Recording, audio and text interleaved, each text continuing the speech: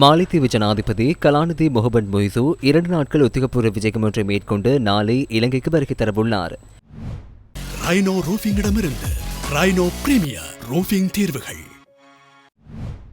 ஜனாதிபதி அனுரகுமார் திசாநாயக்கவின் அழைப்பின் பேரில் நாட்டுக்கு வருகை தரும் மாலைத்தீவு ஜனாதிபதி 2023ஆம் ஆண்டு பதவியேற்றதன் பின்னர் இலங்கைக்கு மேற்கொள்ளும் முதலாவது விஜயம் இதுவாகும்.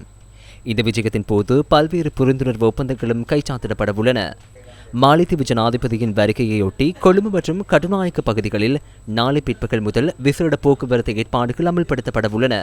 இதேவேளை ரஷ்ய சுகாதார அமைச்சர் மிகல் முராஷ்கோ தலைமையிலான தூதுக்குழுவினர் 3 நாள் உத்தியோகபூர்வ விஜயம் மேற்கொண்டு நாளை இலங்கைக்கு வருகை தரவுள்ளனர்.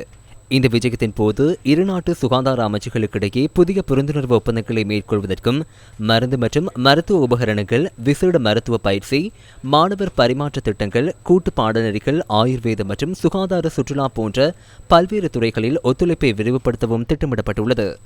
இதேவேளை வியட்நாம் ஜனாதிபதி டோலாம் எதிர்வரும் 7ஆம் தேதி உத்தியோகபூர்வ விஜயம் ஒன்று மேற்கொண்டு இலங்கைக்கு வருகை தரவுள்ளார்.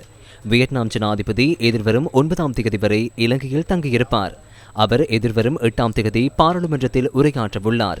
தென்கிழக்காசியாவில் வேகமாக வளர்ந்து வரும் பொருளாதாரத்தை கொண்ட நாடான வியட்நாமின் மொத்த உள்நாட்டு உற்பத்தி 2024ஆம் ஆண்டில் 7.1% வளர்ச்சி கிடைத்துள்ளது.